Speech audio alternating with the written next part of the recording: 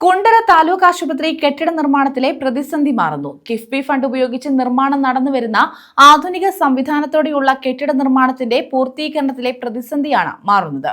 കിഫ്ബിയിൽ 35 കോടി രൂപ വിനിയോഗിച്ചാണ് നിർമ്മാണം ആരംഭിച്ചത്. പദ്ധതിയിൽ ഹൈടെൻഷൻ വൈദ്യുതി കണക്ഷൻ ലഭ്യമാക്കുന്നതിനുള്ള തുക വകയിരുത്താത്തതാണ് കെട്ടിട പൂർത്തീകരണം വൈകാൻ കാരണം.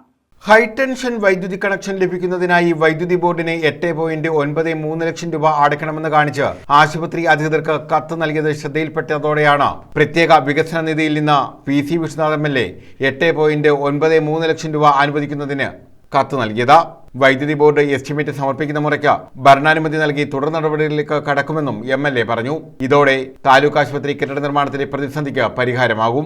കിഫ്ബി ഫണ്ട് ഉപയോഗിച്ച് ആധുനിക സംവിധാനങ്ങളോടെയാണ് കെട്ടിടത്തിന്റെ നിർമ്മാണം നടന്നുവരുന്നത്. കിഫ്ബിയിൽ നിന്നും 35 കോടി രൂപയാണ് നിർമ്മാണത്തിനായി വിനിയോഗിക്കുന്നത്. പദ്ധതിയിൽ ഹൈടെൻഷൻ വൈദ്യുതി കണക്ഷൻ ലഭ്യമാക്കുന്നതിനുള്ള തുക വകയിരുത്താത്തതായിരുന്നു പ്രതിസന്ധിക്ക് കാരണം. News bureau, Kundara.